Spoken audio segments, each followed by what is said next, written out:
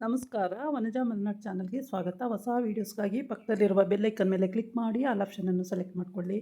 ಇವತ್ತಿನ ಧಾರಾವಾಹಿ ಬಂದು ನಿನ್ನ ಕತೆ ನನ್ನ ಜೊತೆ. ಈ ಧಾರಾವಾಹಿ ಹೇಗೆ ಮೂವ್ ಆಗುತ್ತೆ, ಏನೇನು ಪ್ರಾಬ್ಲಮ್ ಇದೆ ನೋಡೋಣ ಬನ್ನಿ. ಮತ್ತು ಕತೆಗಳಲ್ಲಿ ತುಂಬಾ ಸ್ವಾರಸ್ಯ ಇರೋದರಿಂದ ಇಂಥ ಧಾರಾವಾಹಿಗಳು ತುಂಬ ದಿನ ಓಡ್ತವೆ. ಹೌದು, ತುಂಬ ಚೆನ್ನಾಗಿರ್ತವೆ. ಪ್ರತಿಯೊಬ್ಬರು ಜನನೂ ನೋಡ್ತಾರೆ ಇದನ್ನು. ಹಾಗಾಗಿ ಮನಸ್ಸಿಗೆ ಒಂಥರ ಹಿತವಾಗಿ ಬರ್ತವೆ. ಮತ್ತು ನಾಳೆ ಇದೇ ಯಾವ ಟೈಮಿಗೆ ಬರುತ್ತೆ ಅನ್ನೋದು ನಾವು ಕೂಡ ಕಾಯ್ತಾ ಇರ್ತೀವಿ ಅಲ್ವಾ, ಇಂಥ ಧಾರಾವಾಹಿಗಳು ನೋಡೋದಕ್ಕೆ. ಮತ್ತು ಇಲ್ಲಿ ಅಮ್ಮಮ್ಮ ಖುಷಿಯಾಗಿದ್ದಾಳೆ. ಅಂದರೆ ಭೂಮಿ ತನ್ನ ಪ್ರೀತಿನ ವ್ಯಕ್ತಪಡಿಸ್ತಿದ್ದಾಳೆ. ಸಾಹೇಬ್ರ ಹತ್ರ ವ್ಯಕ್ತಪಡಿಸ್ಕೊಂಡು ಹೇಳ್ತಾ ಇದ್ದಾಳೆ, ನಿಮ್ಮನ್ನು ನಾನು ತುಂಬ ಇಷ್ಟಪಡ್ತಿದ್ದೆ ಸಾಹೇಬ್ರೆ, ನಿಮ್ಮ ಹತ್ರ ಹೇಳೋಕ್ಕಾಗ್ದೇ ನಾನು ಲೆಟ್ರಲ್ಲಿ ಬರಿತಾ ಇದ್ದೆ ಅಂತೇಳಿ. ಅದನ್ನು ಕೇಳಿಸ್ಕೊಂಡು ತಂಗಿ ತುಂಬ ಏನು ಇವರು ಹೀಗೆಲ್ಲ ಮಾತಾಡ್ತಾರೆ ಅಂತ ಒಂಥರ ಅಸಹ್ಯ ಪಟ್ಕೊಂಡಂಗೆ ಮುಖ ಮಾಡ್ಕೊಂಡು ನಿಂತಿದ್ದಾಳೆ. ಆದರೆ ಅವಳು ಗಂಡನ ಮನೆಯಿಂದ ಇಲ್ಲಿಗೆ ಬಂದಿದ್ದಾಳೆ. ಫಸ್ಟು ಕಳಿಸ್ಬಿಟ್ಟಿದ್ರು ಗಂಡನ ಮನೆಗೆ, ಪುನಃ ಇಲ್ಲಿಗೆ ಬಂದಿದ್ದಾಳೆ.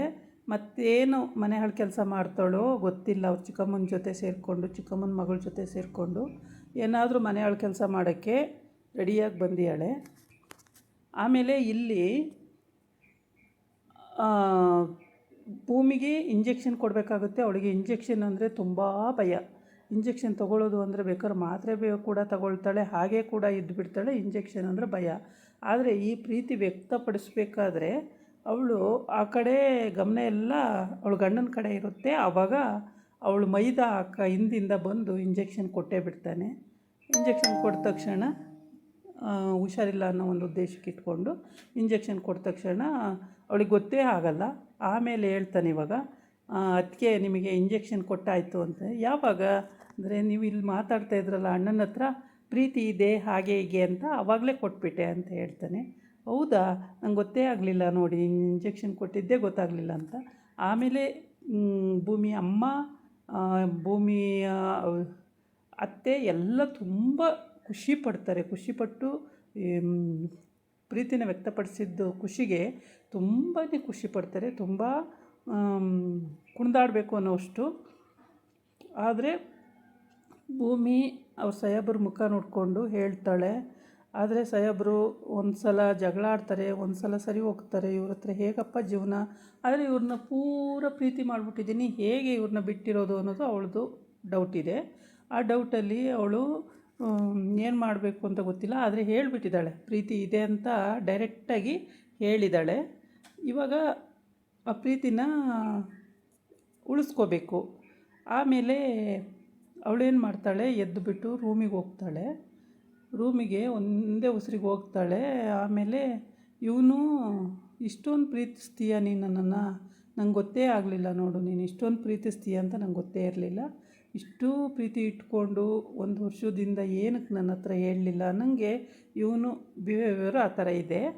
ಆದರೆ ಭೂಮಿ ಬಾಯ್ಬಿಟ್ಟು ಹೇಳಿಬಿಟ್ಟಿದ್ದಾಳೆ. ಇವಾಗ ಭೂಮಿ ಹೇಳಿದ ಮೇಲೆ ಇವನಿಗೆ ಮನವರಿಕೆ ಆಗಿದೆ. ಆದರೆ ಇಷ್ಟು ದಿನ ಹೇಳಿಲ್ಲಲ್ಲ ಅನ್ನೋದೊಂದು ಬೇಜಾರಿದೆ. ಆಮೇಲೆ ಭೂಮಿ ರೂಮಿಗೆ ಹೋಗ್ತಾಳೆ, ಆಮೇಲೆ ಸತ್ಯ ರೂಮಿಗೆ ಹೋಗ್ತಾನೆ, ಆಮೇಲೆ ಇವನು ಕೂಡ ರೂಮಿಗೆ ಹೋಗ್ತಾನೆ.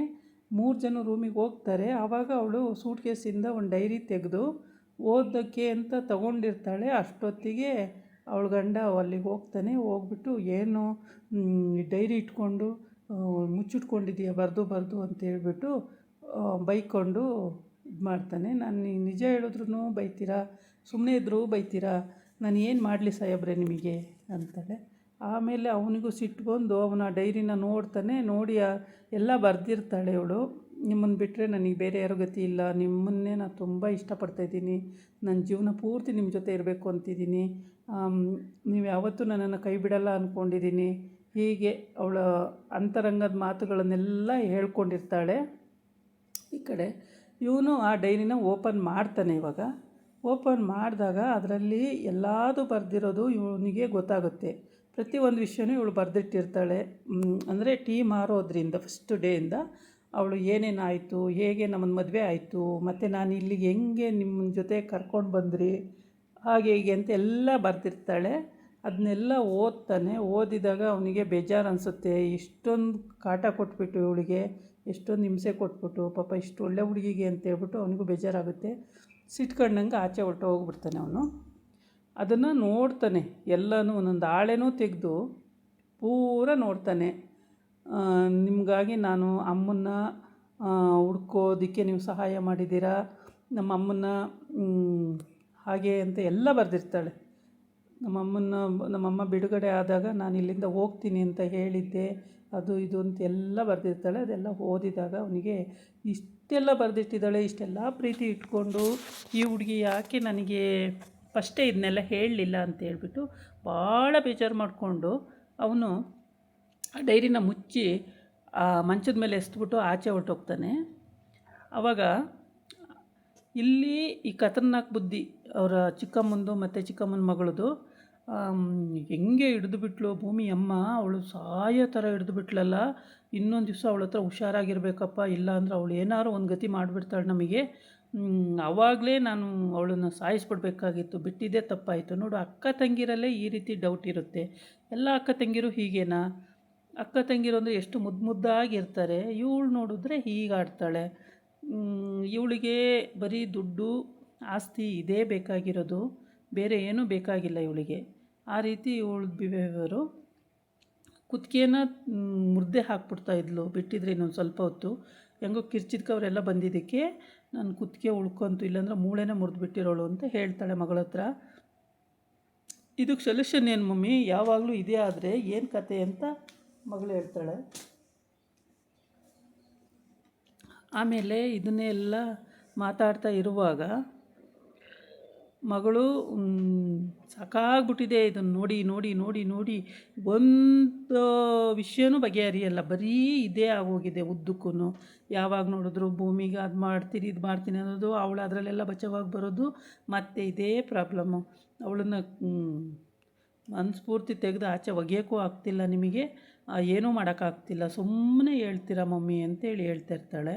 ಇಲ್ಲ ನೋಡೋಣ ತಾಳು, ಈ ಸಲ ಏನಾರು ಮಾಡಿ ಅವಳನ್ನು ಆಚೆ ಕಳಿಸ್ಬಿಟ್ಟು ಆಸ್ತಿಗೆಲ್ಲ ನಾವೇ ವಾರಸುದಾರರಾಗೋಣ ಅಂತೇಳಿ ಐಡಿಯಾ ಹಾಕ್ಕೊಂಡಿರ್ತಾಳೆ. ಹೀಗೆ ಅಮ್ಮ ಮಗಳು ಮಾತಾಡ್ತಾ ಇರ್ತಾರೆ. ಏನು ಮಾಡ್ತೀಯ ಮಮ್ಮಿ ಅಂತ, ಏನಾರು ಒಂದು ಮಾಡೋಣ ಇರು ಅಂತ ಹೇಳ್ತಾ ಇರ್ತಾಳೆ ಈ ಮನೆ ಹಾಳಿ. ಆವಾಗ ಅವನು ಮಗ ಆ ಕಡೆಯಿಂದ ಅವ್ರ ಮಾವನೇನೋ ವಿಚಾರಿಸೋಕ್ಕೆ ಅಂತ ಹೋಗ್ತಾನೆ. ಅದನ್ನು ಇವಳು ನೋಡ್ಕೊಂಬಿಡ್ತಾಳೆ. ನೋಡ್ಕೊಂಬಿಟ್ಟು ಇರು ನೀನು ಇಲ್ಲೇ, ನಾನು ಒಂದು ನಿಮಿಷ ಬಂದೆ ಅಂತ ಹೇಳ್ಬಿಟ್ಟು ಅವನ್ನ ಫಾಲೋ ಮಾಡ್ಕೊಂಡೋಗಿ ಬಾಗಿಲು ಮರೆ ನಿಂತ್ಕೊಂಡು ಕೇಳಿಸ್ಕೊತಾ ಇರ್ತಾಳೆ. ಅವನು ಅವ್ರ ಮಾವನ ಹತ್ರ ಎಲ್ಲ ಡಿಸ್ಕಸ್ ಮಾಡೋದನ್ನು, ಅಂದರೆ ಏನೇನು ಹೇಳ್ತಾನೆ ಅದನ್ನೆಲ್ಲ ಡಿಸ್ಕಸ್ ಮಾಡೋದನ್ನು ಇವಳು ಕೇಳಿಸ್ಕೊತಾಳೆ ಕದ್ದು. ಅವನು ಕೇಳ್ತಿರ್ತಾನೆ, ಅತ್ತೆ ಮತ್ತು ಅವ ಇಬ್ಬರು ಅತ್ತೆಯರು ಹೀಗೇನಾ, ಯಾವಾಗಲೂ ಹೀಗೆ ಜಗಳನ, ಅಥವಾ ಚೆನ್ನಾಗಿದ್ರು ಅನನ್ಯತೆಯಿಂದ ಅಂತ ಕೇಳ್ತಾನೆ. ಇಲ್ಲ, ನನ್ನ ತಂಗಿರಿಬ್ಬರು ತುಂಬ ಚೆನ್ನಾಗಿದ್ದರು, ಪಾಪ ಅಷ್ಟು ಹೊಂದಾಣಿಕೆ ಇತ್ತು. ಎದ್ದು ಸುಮ್ಮನೆ ಅನ್ಎಕ್ಸ್ಪೆಕ್ಟೆಡ್ ಆಗಿರೋದು, ಅವರು ತುಂಬ ಚೆನ್ನಾಗಿರೋ ಅಂಥವ್ರು, ಹಾಗೆ ಹೀಗೆ ಅಂತ ಎಲ್ಲ ಹೇಳ್ತಾನೆ. ಮತ್ತು ಏನಕ್ಕೆ ಹಿಂಗೆ ಜಗಳಾಡ್ತಾರೆ ಇವರು ಅಂತ ಕೇಳ್ತಾನೆ. ಏನೋ ಗೊತ್ತಿಲ್ಲ, ಬೇರೆ ರೀತಿ ಇನ್ವೆಸ್ಟಿಗೇಷನ್ ಮಾಡು, ಇದರಲ್ಲಂತೂ ಡೌಟೇ ಇಲ್ಲ ಅಂತ ಹೇಳ್ತಾನೆ. ಆವಾಗ ಅವನು ಸರಿ ಆಗಲ್ಲ ಅಂತೇಳ್ಬಿಟ್ಟು ಮತ್ತೆ ಅವನೇನೋ ಯೋಚನೆ ಮಾಡಿಕೊಂಡು ಅಲ್ಲಿಂದ ಅದನ್ನೆಲ್ಲ ತಿಳ್ಕೊಂಡು ಇವಳು ಅದನ್ನೆಲ್ಲ ಕೇಳಿಸ್ಕೊತಾಳೆ. ಹಾವು ಬಿಟ್ಟಿದ್ಲು ನೋಡು, ಅವಾಗ ಹಾವು ಬಿಟ್ಟಾಗಲೇ ಅದನ್ನು ಕಚ್ಚಕ್ಕೆ ಬಿಡ್ಬೋದಿತ್ತು, ಆದರೆ ಇವಳೇ ಬಂದು ಬಚಾವ್ ಮಾಡಿ ಅವನ್ನ ಹಿಡಿದು ಅವಳನ್ನು ಬಚಾವ್ ಮಾಡಿದ್ಲು. ಹಂಗೆಲ್ಲ ಇದ್ದಿದ್ರೆ ಅವಳನ್ನೆಲ್ಲಿ ಬಚಾವ್ ಮಾಡ್ತಾಯಿದ್ಲು ಅಂತ ಎಲ್ಲ ಕತೆ ಹೇಳ್ತಾನೆ. ಆವಾಗ ಇವನು ಹೌದಾ ಇಷ್ಟೆಲ್ಲ ಆಯಿತಾ, ಮತ್ತು ಈಗ ಯಾಕೆ ಹಿಂಗೆ ಆಡ್ತಾರೆ ಅಂತ ಕೇಳ್ತಾನೆ. ಅದೇನೋ ಗೊತ್ತಿಲ್ಲ, ಬೇರೆ ರೀತಿ ಇನ್ವೆಸ್ಟಿಗೇಷನ್ ಮಾಡು, ಆದರೆ ನನಗೆ ಇಷ್ಟೇ ಗೊತ್ತಿರೋದು ಅಂತ ಅವ್ರ ಮಾವ ಹೇಳ್ತಾನೆ. ಆವಾಗ ಅವ್ರ ಮಾವನ ಹತ್ರ ಇದೆಲ್ಲ ಕೇಳ್ಕೊಂಡು ಡೀಟೇಲ್ಸು ಅವನು ಆಚೆ ಎದ್ದು ಬರ್ತಾನೆ. ಎದ್ದು ಬಂದು ಏನು ಮಾಡಬೇಕು ಅಂತ ಅವನು ಯೋಚನೆ ಮಾಡ್ತಾ ಇರ್ತಾನೆ. ಯೋಚನೆ ಮಾಡುವಾಗ ಇವಳು ಆ ರೂಮಲ್ಲಿ ಬಾಗಿಲು ಸಂದಿ ನೋಡ್ತಾ ಇರ್ತಾಳಲ್ಲ, ಅವನು ಎದ್ದು ಬರೋದಕ್ಕೆ ಇವಳು ಆಚೆ ಹೋಗ್ಬಿಡ್ತಾಳೆ ಅವಳ ರೂಮಿಗೆ ಸಲೀಸಾಗಿ. ಅವಳ ರೂಮಿಗೆ ಹೋಗಿ ಅದು ಮಗಳ ಹತ್ರ ಹೇಳ್ತಾಳೆ ಅನಿಸುತ್ತೆ, ಇದಾಗಿತ್ತು ಇವತ್ತಿನ ಕತೆ. ನೀವು ಪೂರ ಎಲ್ಲೂ ಸ್ಕಿಪ್ ಮಾಡ್ದಂಗೆ ಈ ವಿಡಿಯೋನ ಫುಲ್ ನೋಡಿದ್ರೆ ನಿಮಗೆ ಅರ್ಥ ಆಗುತ್ತೆ ಕತೆ ಏನು ಅಂತ ಹೇಳ್ಬಿಟ್ಟು. ನಾಳೆ ಇನ್ನೊಂದು ಕತೆ ಜೊತೆ ಬರ್ತೀನಿ. ನಮಸ್ಕಾರ.